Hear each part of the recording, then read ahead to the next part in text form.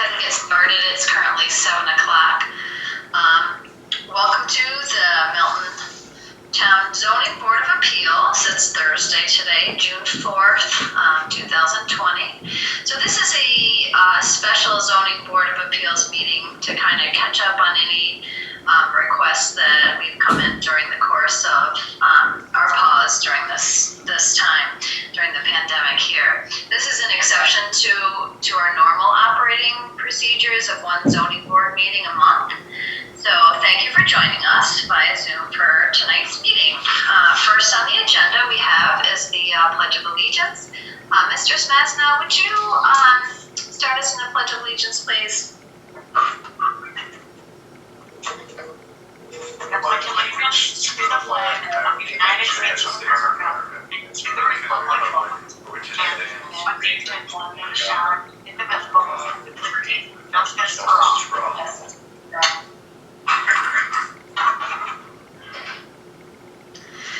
Okay, thank you so much.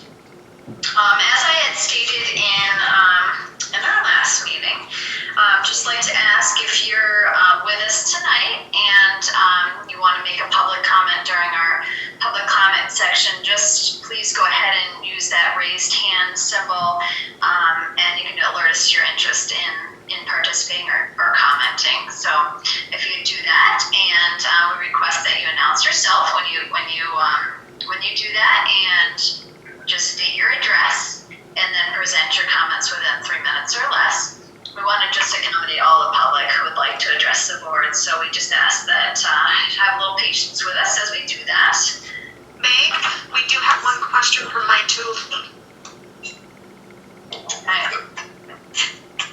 Let's see here. Can you hear and see me? Well, okay. The question is, he's just asking if I can hear and see him. So he's an attendee. Right, he should be an attendee. So I'm just gonna cancel that. Mike, I can not hear you and not see you. However, you're listed under attendees, which was done on purpose. And you will have a point once we get to that point in the agenda where you'll be able to speak, so we'll be able to hear you at that point in time. So at that point, I will kind of pull you over, and so you'll be able to speak at that time, if that makes sense. Okay. All right. Thank you. Thanks for pointing that out. I appreciate it. Okay. We have on the agenda meeting minutes.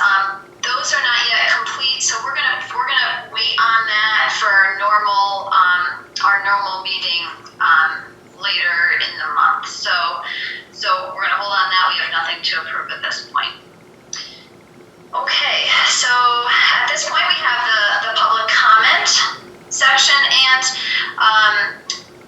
certainly you can have your 3 minutes of time. As I said, just state your name and your address, and we'll try to answer it to the best of our ability.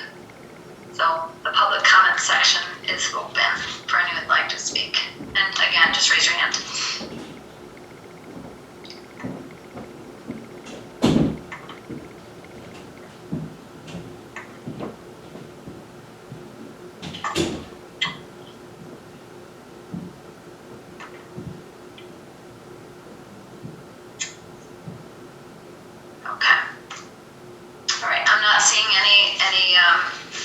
Public comments at this time, so we will close that section out of the public comments.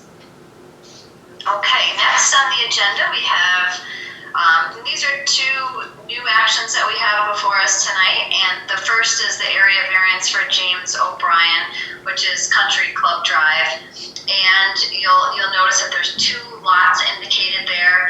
It's 215.-1-27 and 215.-1-28. So just to give a little point of reference here for that, before I have Mr.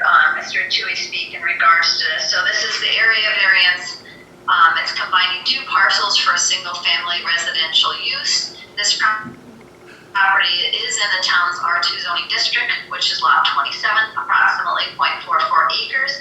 Lot 28 is approximately 0.48 acres.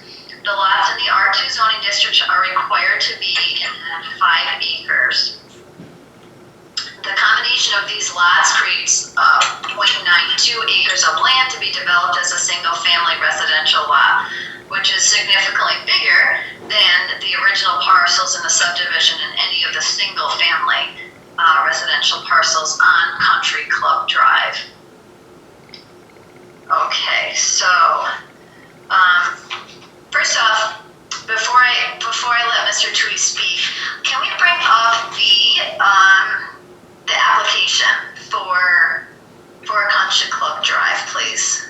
Yeah, can you please enable the screen sharing? Oh, yes. That's right. Okay. Okay, that should allow you to, I hope. All right, what was I bringing up? It's the application for the area variance for Country Club Drive.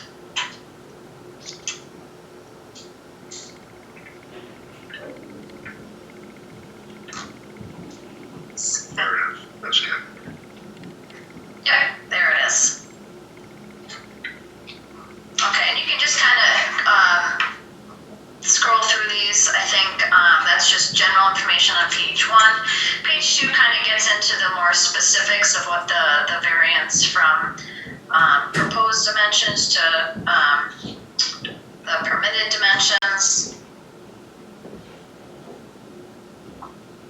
And then provided is a narrative, which is helpful in determining what exactly the variance that they're seeking is.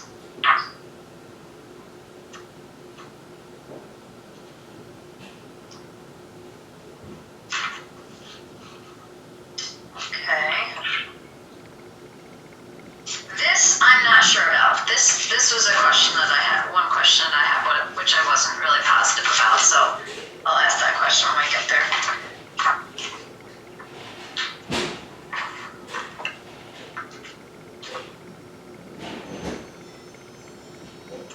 So that's the tax parcel for lot 27.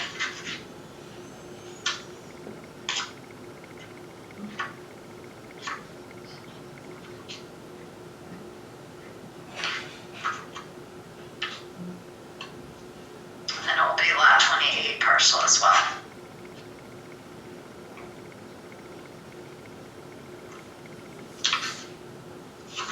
Okay.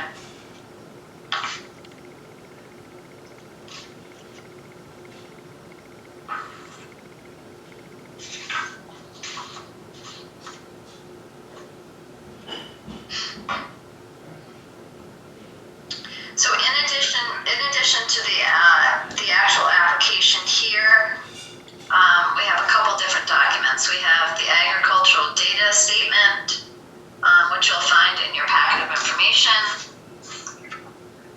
And you'll also find the short environmental assessment form.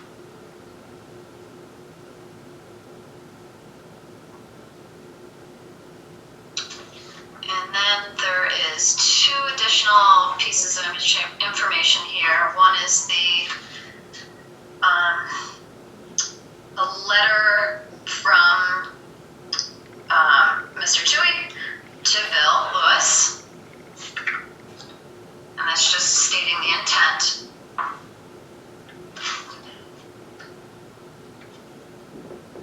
And then the actual maps.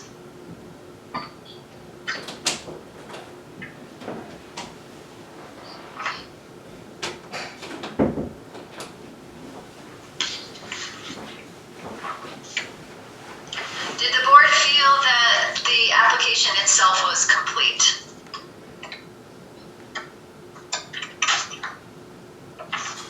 Is there anything missing that should be here that we've missed?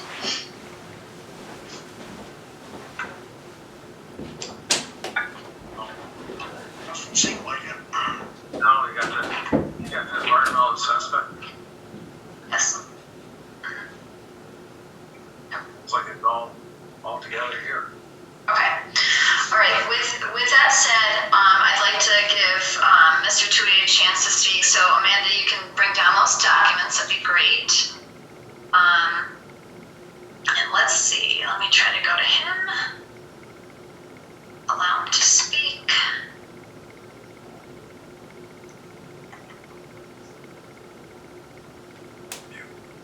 Okay.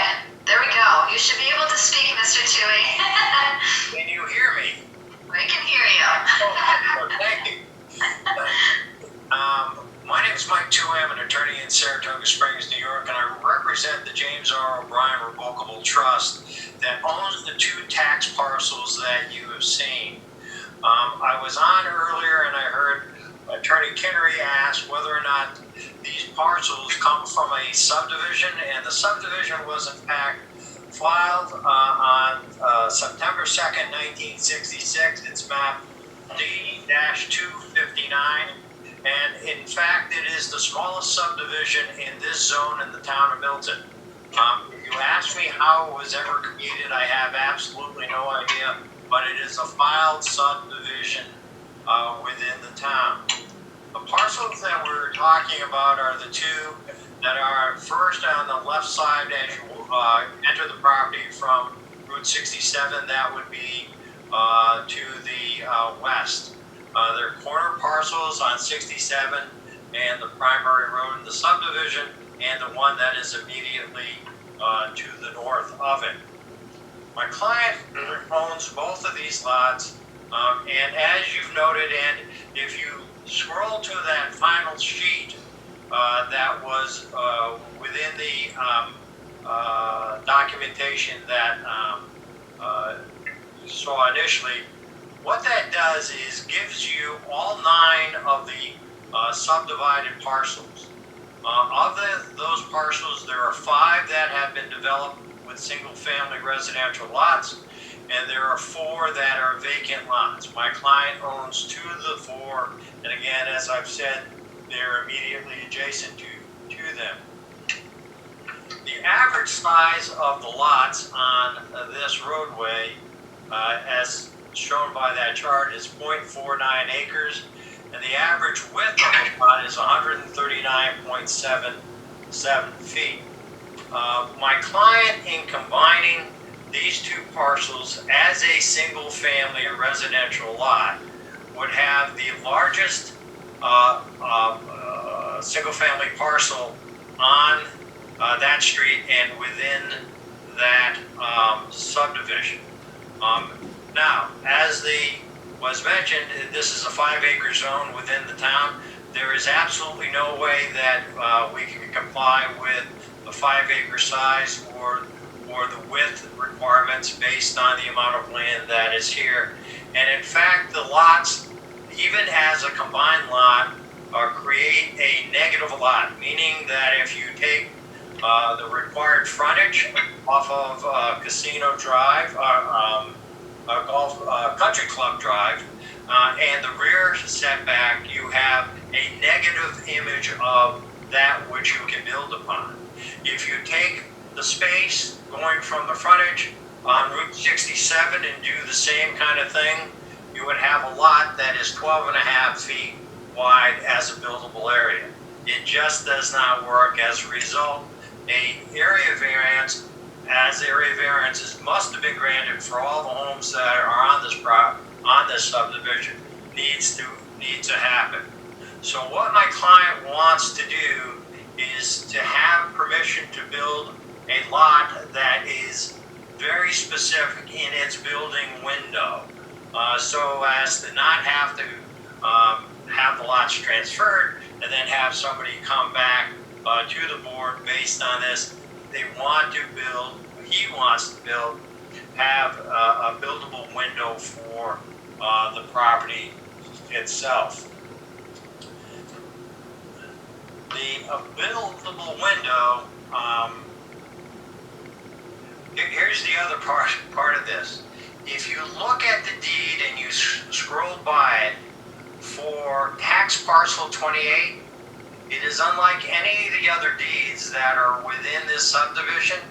For whatever reason, when parcel was originally being sold, it had a requirement that the frontage for this house would come off of the primary road in the subdivision, and it had to be at least 85 feet off of the street.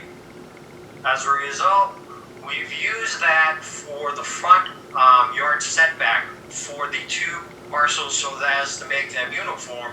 And then we've taken off the back 45 feet. The subdivision map will show that, or it's not a subdivision map, it's really a map that divides the property. So you would have 85 feet of frontage, you would have 45 feet for the rear yard, and you would have 75 feet from 67 and 50 feet from the northern boundary line of the combined two lots, creating the zoning area that we would like to have for the purpose of this single-family home. The owner of the property did not create this problem. The property has been subdivided since 1966. It is a developed area of the community, even though it has smaller lots.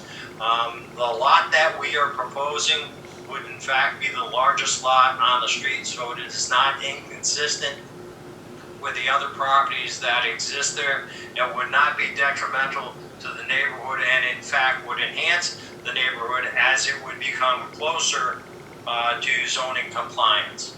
That's the story with regard to this particular tract of land. So we want permission to combine it and then have the setbacks on the combined lot.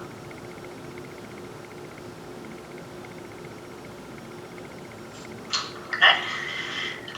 Does the board have any questions for Mr. Tui? I have one. Are you aware of, on lots 27 and 28, were the owners of those parcels in that subdivision paying taxes, or was it assessed as building lots within the subdivision prior to these two going together? They have not gone together, so they are in fact assessed as the town would assess vacant buildable lots on that street. And that's been that way since the beginning? Absolutely. There's never been a house on either of these two lots. No, I understand that part. I'm saying each was being, so he's been paying as a billable lot on each of them all this time? Yes. Yes. Okay. Thank you.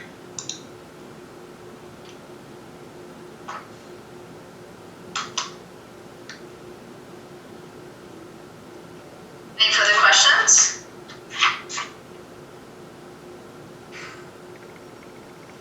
I got a question on the application. And it was, I think, like 4 or so pages into it. It shows Town of Ballston, and then it shows different lot numbers, different the names of individuals and addresses. I was wondering what this was showing us.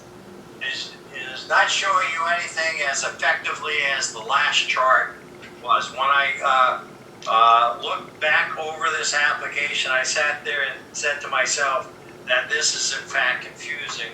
What it does is takes a number of other lots in the general area, both in the town of Milton and the town of Ballston Spa, and gives them to you.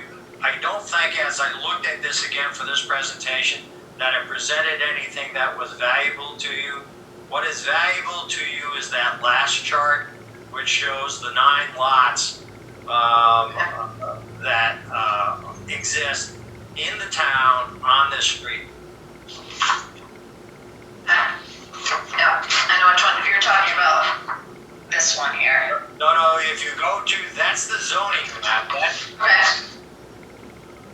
The one actually in the application. No.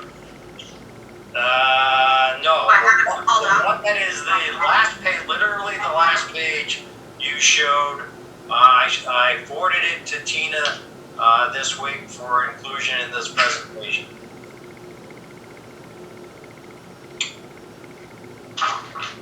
No.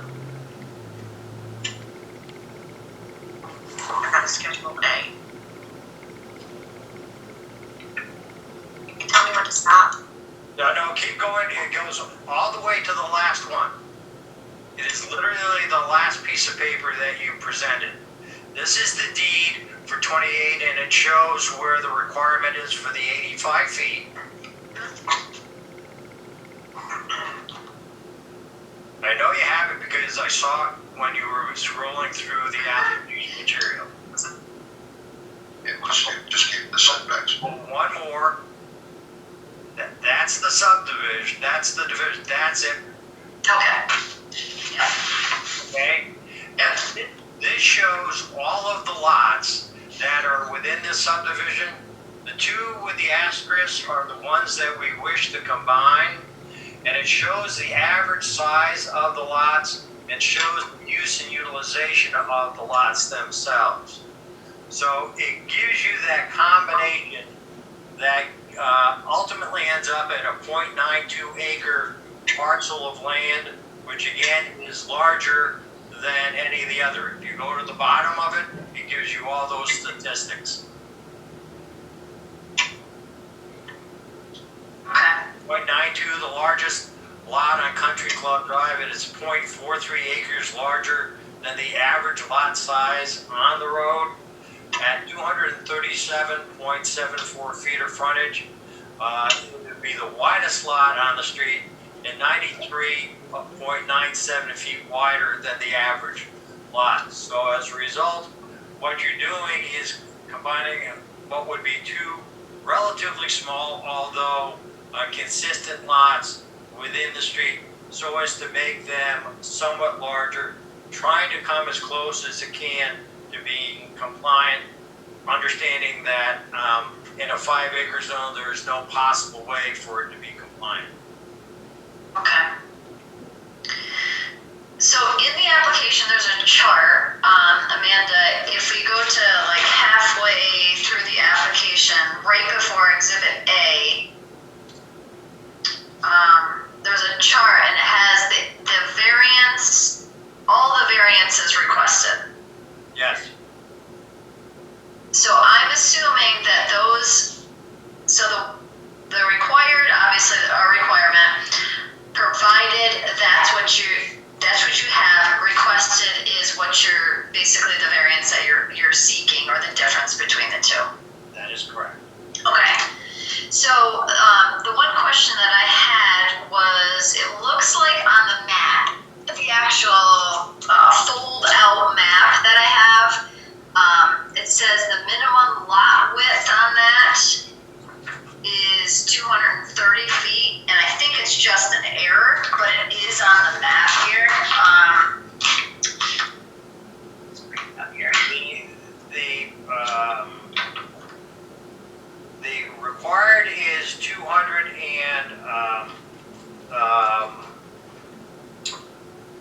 feet within the zone. Now what we are providing is, I believe, 237 feet. I think that might be backwards for you, if I am correct. But if you actually look at the map, and everyone can see the site statistics on the top right-hand corner of the map. If you kind of scroll down, minimum lot width has required 200 feet, provided 230 feet. I assume that's just an error on the map. I believe that to be true because if you add up the numbers with regard to the plan itself, it comes to 37. Okay. So that will obviously need to be corrected on the map.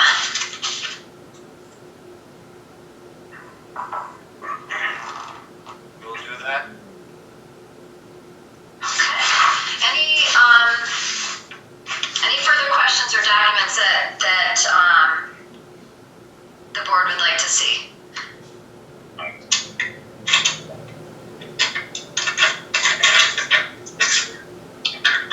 Okay, Amanda, you can take those down now. Okay, sorry. Basically, you're looking for 3 variances plus combining the lots. Is that correct? We are looking for the variances that are within the application. The frontage from both 67 and the primary road within the subdivision, the rear yard setback, and the size of the lot. Remarkably, the width of the lot is correct. The requirement is in that zone 200 feet. We've got 230 some feet of width. So those are the variances we are seeking. Okay, state that again, because I think what we had just talked about was different than that for the minimum lot width. I just want to make sure that I'm clear on that, because in the application, it had 135 feet, but the map had the 230. 237. There is on Country Club Drive, and it's very hard to see where I am right now. There's 237.24 feet worth of distance. And you have the bigger map. I have an 8.5 by 11.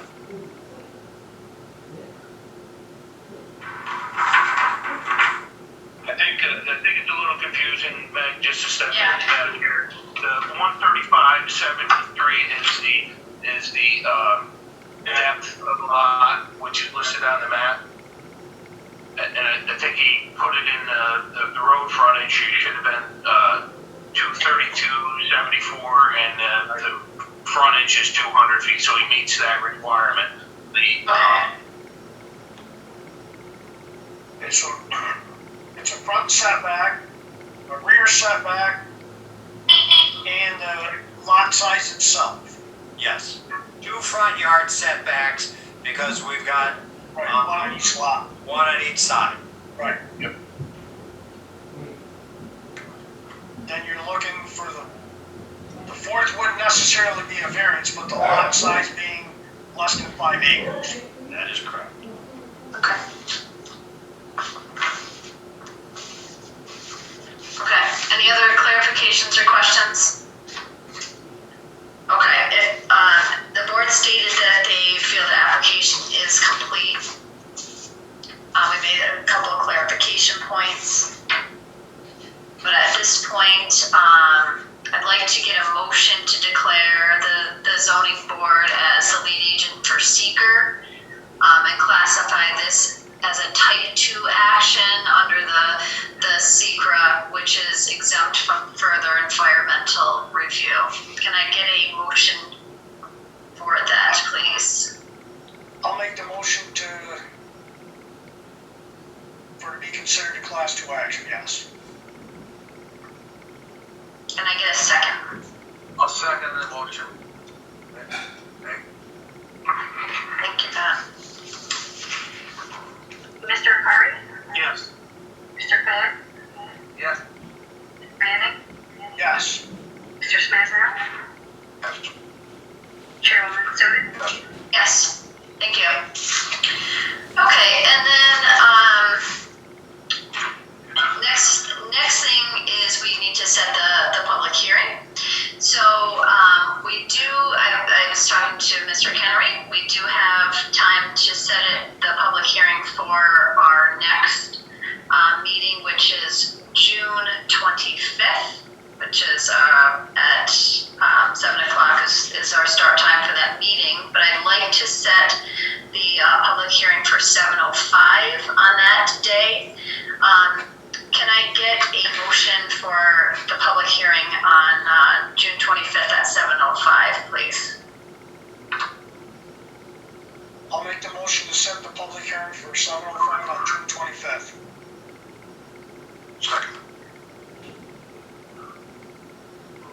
Mr. Curry, Yes. Mr. Quillen, Yes. Mr. Manning, Yes. Mr. Snesdale, Yes. Chairwoman Soto. Yes, thank you. And thank you, Mr. Tui, and we will see you at the 25th at 7 or 7:05, all right? 2 days after my anniversary, so all that. All right. That does give us enough time though. That's right. Yes. It does, but Madam Chairwoman, if I may, one point, I do believe that this application is required to be sent to the county planning board, so perhaps either Amanda or Tina can help us with that. And the reason why I say that is on Route 67, they have frontage, so it's a state highway, and the rule is within 500 feet of the state highway, the county planning board has an opportunity to look at it. So I think we should just get that off to the county as we typically do, if that would be Tina or Amanda. I'll send it to the county first thing tomorrow morning. Great, thank you. Excellent. Thank you. All right. Well, thank you. Thanks again for coming, Mr. Tui. Okay. Next on the agenda is the area variance for, let's see.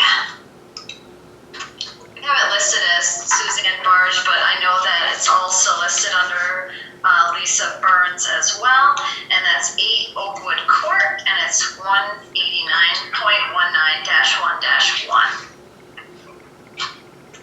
And just as a frame of reference here, this is an area variance for the construction of a detached garage, and due to the cemetery setback and the standard side setbacks requirements, it limits the use of the large portion of the property. So on the west side, the permitted dimension for the side setback is 150. Proposed dimension is 20 feet. So let's take a look at the application first. We'll kind of go through a couple, and there aren't as many documents here. So the first one, Amanda, if you would, is the actual application for the area variance. So we'll just kind of look through those documents here.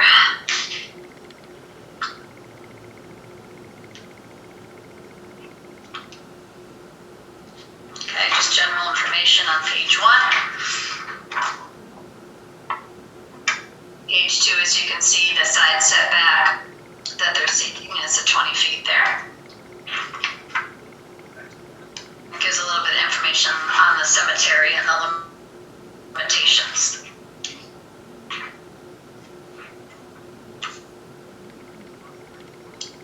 Page 3 just gives a little narrative or description of what they're planning to do with that.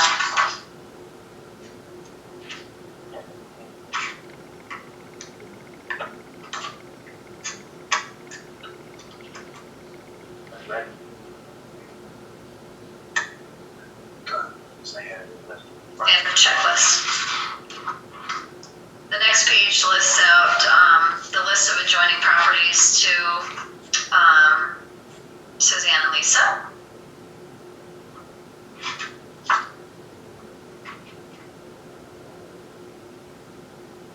The following page is a letter in support of this detached garage from one of her neighbors, John and Rachel Dooley.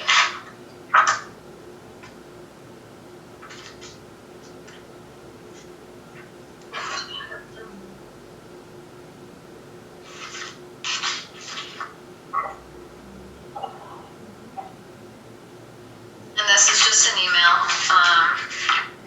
to Bill Lewis that we have addressed. So the next page is a set of the tax information for this property.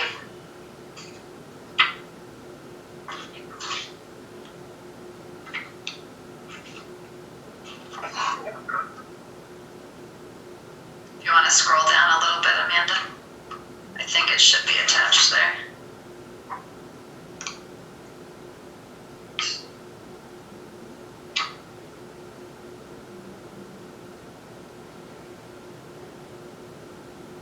Do you see that, Amanda? The tax information?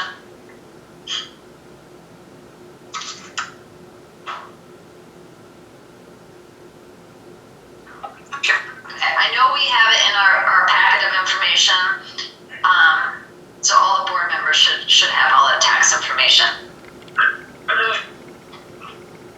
The short environmental assessment form was also attached to that, so you all should have that, which is completed. We did get a map, I believe today, the schematic for the actual detached garage. So all the board members should also have that in their email. In addition to the actual full-size map of the property, and it kind of highlights where they plan on putting the detached garage. Okay. Okay. Are there anything that the board feels is left out of the actual application itself? Meg, I didn't get anything from today. If it was sent today, I didn't get it. Okay. Tina sent it out earlier today. It looks like this. Would have been in the form of email? It would have been an email. I did not get that. Okay. So it is, Tina.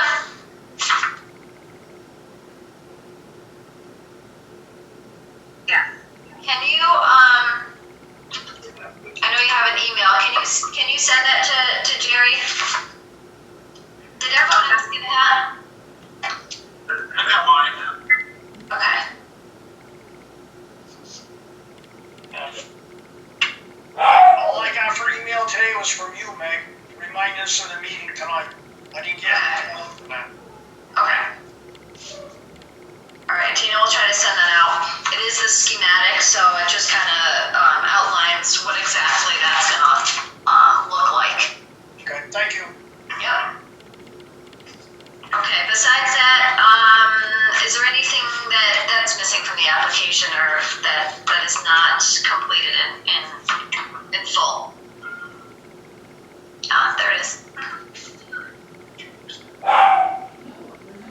Okay. All right, I'm not sure, let's see. All right, Amanda, we're gonna go off of this for a minute here. We'll go back to the full screen of just everyone here. And I'm gonna see if Mr. Cooper would like to speak. Okay.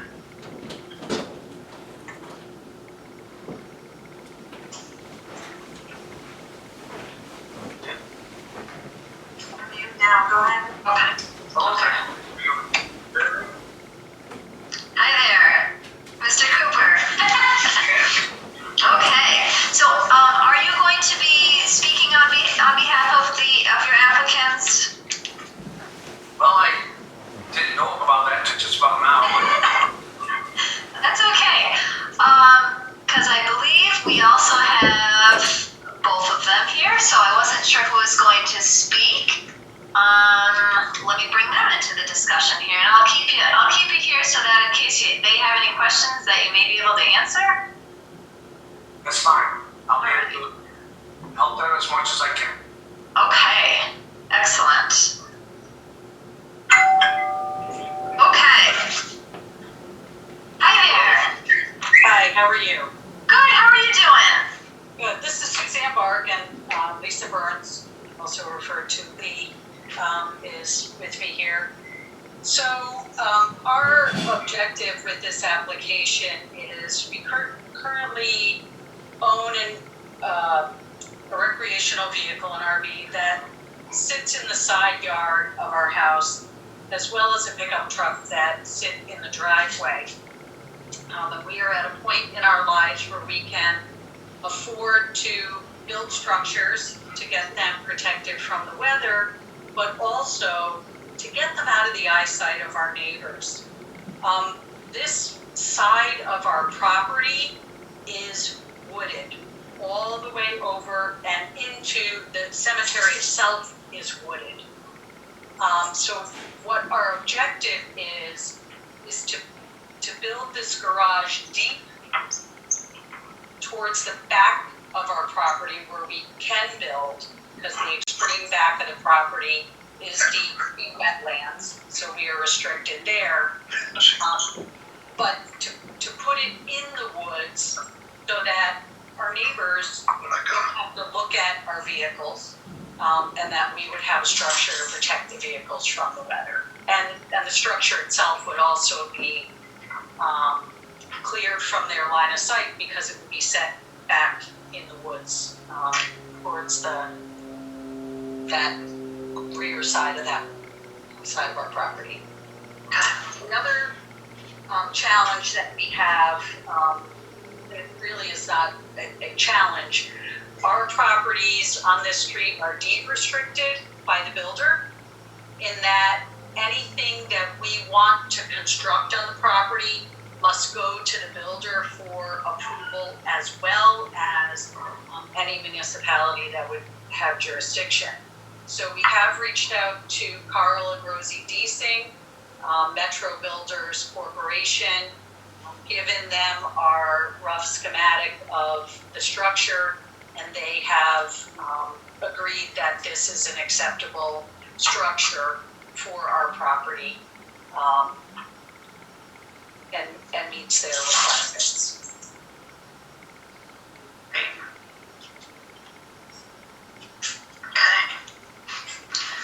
Are there any questions for the applicants on this variance?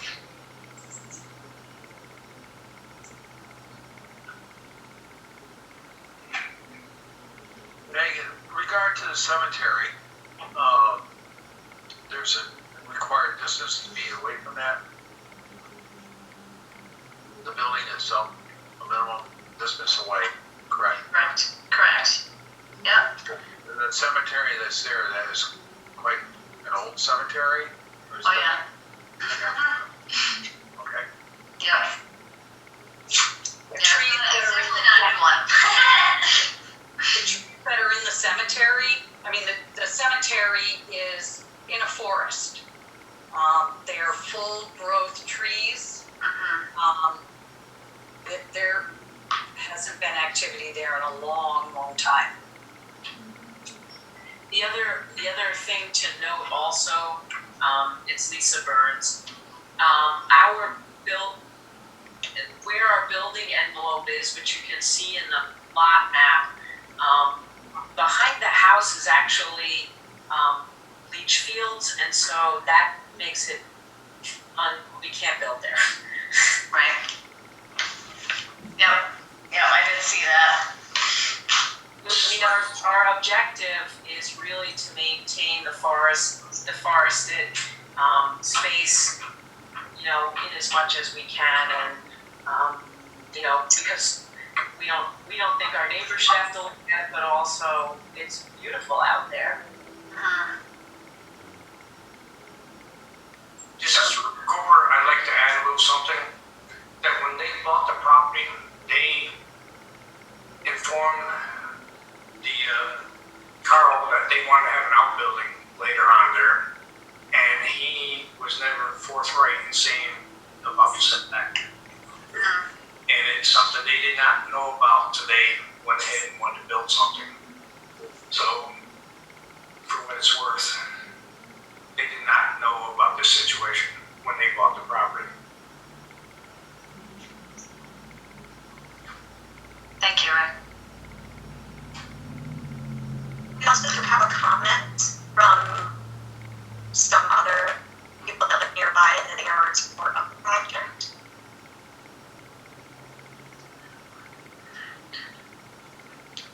Okay, it was a comment, Morgan and Corinne Jackson, who are listening now, who live at 10 Oakwood Court, also support this project. So that's a nice comment from them as well.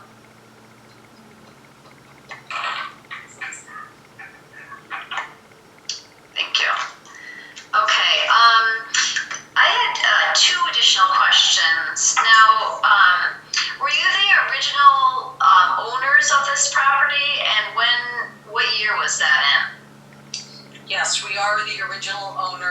layout of the property. I am not, so the house has been here 13 years. It was built as the model for the Barrett Creek development, or whatever, it's Barrett Estates. And we bought it, it had been there about a year and a half when we bought it. We actually closed on it at the very end of 2007 and moved in 2008. We actually learned of the cemetery setback when we, looked at this map and said, what does this line mean? And actually, Mr. Lewis was very kind to educate us about why it is 150 feet on that side of the house and not so much on the other. Okay. So what is the actual distance between your house and the proposed detached garage? That's a good question. It would, I have not measured it, but given the distance, it's gonna be just under 100 feet. Yeah, okay.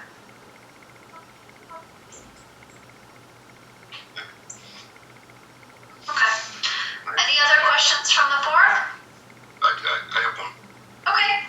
And this is to the applicant. You said that there was a deed restriction and that the builder was fine with it. Yes. Is it possible you could provide us something in writing to that effect? Absolutely, because we do have it in writing from the builder. We'll be happy to share that with Tina via email. Yeah, Wherever you want it sent. I like the fact that you're moving it back so that it's not in anybody's face. That's very thoughtful of you. Very nice. That was gonna be my exact question. Sorry, Jerry. Okay. Okay, excellent. All right, if there's no other questions, being that the application is complete and thorough, can I get a motion to declare this also the zoning board as the lead agent for seeker and classify this also as a type 2 action under the SECRA, which is exempt from further environmental review? I'll make the motion to make the zoning board the lead agency on a class 2 action. Second.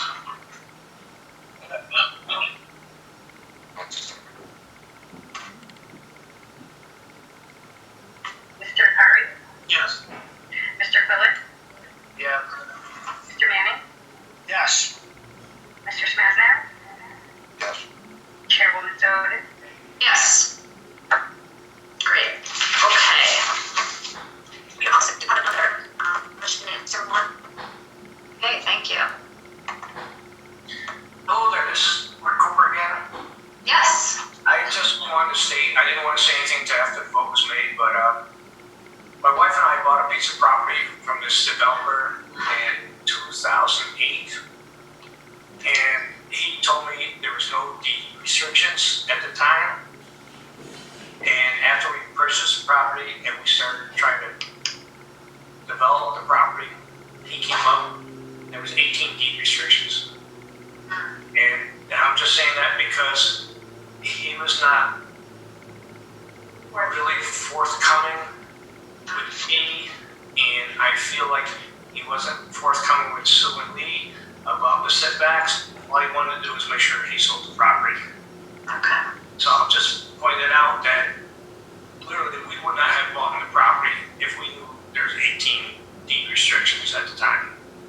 But I'm just saying that's what we, after the fact, that person we dealt with, so solely probably did not know about that. Okay. Okay. I'll just add to that, we had a similar experience with regard to the deed restrictions, and it was after we had gone to contract, but we want to ensure, since we are bound by them, that we are in compliance with them, but had a very similar experience. Okay. Madam Very Chair? good, thank you. Yes, Pat? Yes, I'm looking at a map here right now. It shows the restrictions on the setback, okay? I have a drawing right in front of me, and it shows these dimensions, okay?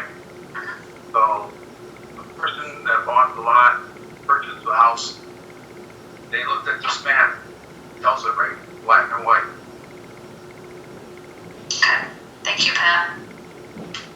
Okay, so, if there's no further questions, comments, I'd like to request a motion to set the public hearing for this area variance for 8 Oakwood Court for Thursday, June 25th at 7:30 p.m. Can I get a motion for that? I'll make the motion to set the public hearing for 7:30 on June 25th. Can I get a second? I'll second the motion. Thank you, Pat. Mr. Curry, Yes. Mr. Phillips, Yes. Mr. May, Yes. Mr. Smasnow, Yes. Chairwoman Soden. Yes. Okay, excellent. So, that is all we have left on our agenda tonight. I don't think there's any other further announcements that we have. So, if I could just, number one, thank everyone again for attendance. And it's not easy, and things are a little crazy, but I appreciate everyone's efforts, and that's really appreciated. So, with that, can I get a motion to adjourn? Nick, I got a question. Yes. Okay. Are we going into another phase where we can have the meeting here next, at the end of June? I don't know. We'll have to. Phase 2 or something now, are we? I'll have to talk to Supervisor Zlotnick about that to see if that's something that they plan on doing. I don't know, Bill Lewis, if you know any further information on that or not. As of right now, no, we're still restricted to staff, and once we get the directive, we'll forward it to the zoning and planning boards for further. Okay. Good to know. You do have another Q&A. Okay, thank you. Okay, neighbor on Oakwood Court says, just want to add, I live across the street, all for Lee and Sue's plan. That was Pat Kelly. Okay. That was fine. Okay. Very good. Excellent. Thank you so much. Again, can I get a motion for adjournment, please? Come on, Jerry, do it. No one wants to adjourn? I'll make the motion to adjourn the meeting. So moved. I'll second the motion. Very good. Thanks, Pat. All right, Tina, I think you can pretty much unanimous. We agree that we can adjourn. All right, well, thanks again, and look forward to seeing you all again on June 25th. Thank you. Thank you.